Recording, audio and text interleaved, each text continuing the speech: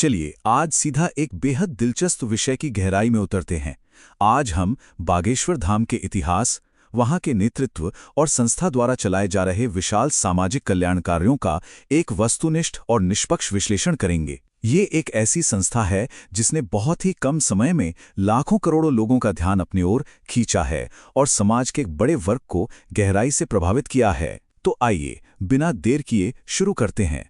कण कण में विष्णु बसे, जन जन में श्री राम, प्राणों में मां जानकी, मन में बसे हनुमान। ये सिर्फ एक पंक्ति नहीं है, बल्कि एक बेहद शक्तिशाली सांस्कृतिक विचार है। ये मान्यता कि दिव्यता हर कण और हर व्यक्ति में मौजूद है, असल में इसी धाम की आध्यात्मिक नींव तय करती है। इस मूल दर्शन को समझे बिना संस्था के पूरे स्वरूप और उनके कार्यों को समझना थोड़ा मुश्किल है।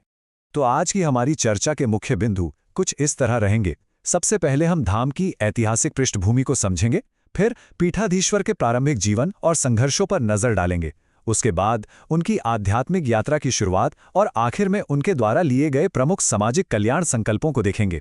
शुरुआत करते हैं पहले भाग से, यानी धाम की ऐतिहासिक पृष्ठभूमि। अब इस धाम की जड़ें कोई रातों रात नहीं पनपी हैं। इसकी कहानी शुरू होती है आज से करीब 300 साल पहले, जब सन्यासी बाबा ने मानव कल्याण की एक अनूठी परंपरा शुरू की थी। फिर सदियों बाद जुलाई 1996 में जन्म होता है मौजूदा पीठाधीश्वर धीरेन्द्र कृष्ण शास्त्री जी का। युवावस्था में अपने दादा गुरुजी से उनका मिलना इस पूरी कहानी का सबसे बड़ा टर्निंग पॉइंट बनता है। और आज का सच ये है कि हर हफ्ते लाखों की तादाद में श्रद्धालु वहां पहुंचते हैं। मतलब सदियों पुरानी एक परंपरा आज के इस विशाल स्वरूप से सीधे सीधे जुड़ गई है। इस बीच एक नाम जो हर जगह गूंजता है वो है बागेश्वर धाम सरकार। यह दरअसल एक विश्व स्तर पर मान्यता प्राप्त उपाधि है जो वर्तमान उत्तराधिकारी के लिए इस्तेमाल होती है। एक बात जो यहाँ स्पष्ट करना बहुत जरूरी है वो ये कि उन्हें भगवान नहीं बल्कि बालाजी महाराज का दूत या कृपा पात्र माना जाता है। भक्तों की यह गहरी मान्यता है कि बालाजी महाराज अपने इसी दूत के माध्यम से लोगों के कष्ट दूर करते हैं। अब बढ़ते हैं दूसरे भाग की तरफ, प्रारंभिक जीवन और संघर्ष। एक ऐसा बचपन जो शायद ही किसी ने सोचा होगा। संख्या 5 ये बस एक नंबर नहीं है, बल्कि उनके परिवार के सदस्यों की संख्या थी।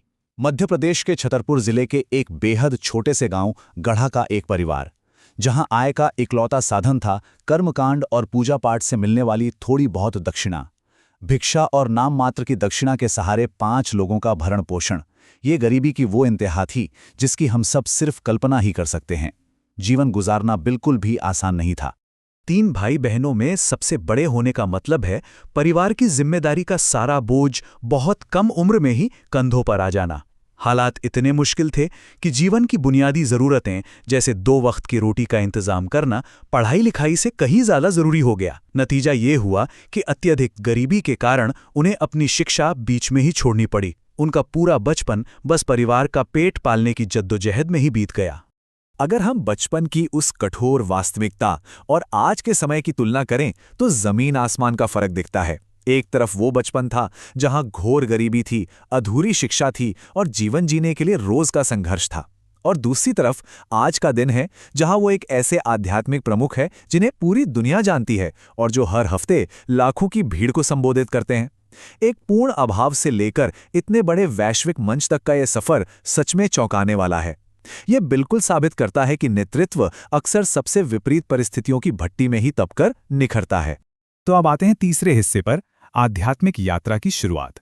आखिर ये सब बदला कैसे? ये इतना बड़ा बदलाव कोई अचानक हुआ चमत्कार नहीं था।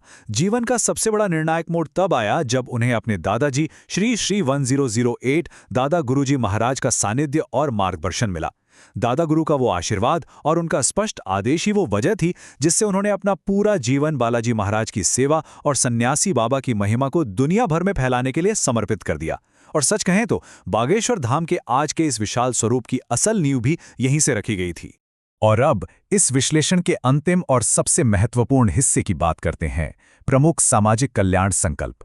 आज के समय में ये संस्था सिर्फ पूजा पाठ का केंद्र नहीं रह गई है, बल्कि समाज के सबसे कमजोर और हाशिए पर पड़े लोगों के लिए एक बहुत बड़े कल्याणकारी इंजन की तरह काम कर रही है।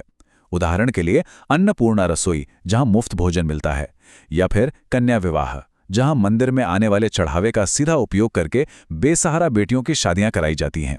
इसके अलावा वैदिक शिक्षा के लिए एक पूरा गुरुकुल, पर्यावरण को बचाने के लिए बागेश्वर बगिया और बेसहारा बच्चों के रहने खाने से लेकर उनकी पढ़ाई तक का जिम्मा उठाना, ये सारी चीजें बहुत साफ तौर पर दिखाती हैं कि कैसे ये संकल्प समाज कल्याण की एक नई परिभाषा गढ़ रहे हैं।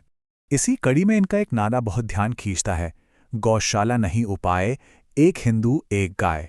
गौरक्षा को लेकर ये एक बिल्कुल अनूठा और विकेंद्रीकृत तरीका है। मतलब सारा बोझ सिर्फ बड़ी बड़ी गौशालाओं पर डालने के बजाय ये विचार समाज के हर एक व्यक्ति से सीधे तौर पर जिम्मेदारी लेने की अपील करता है।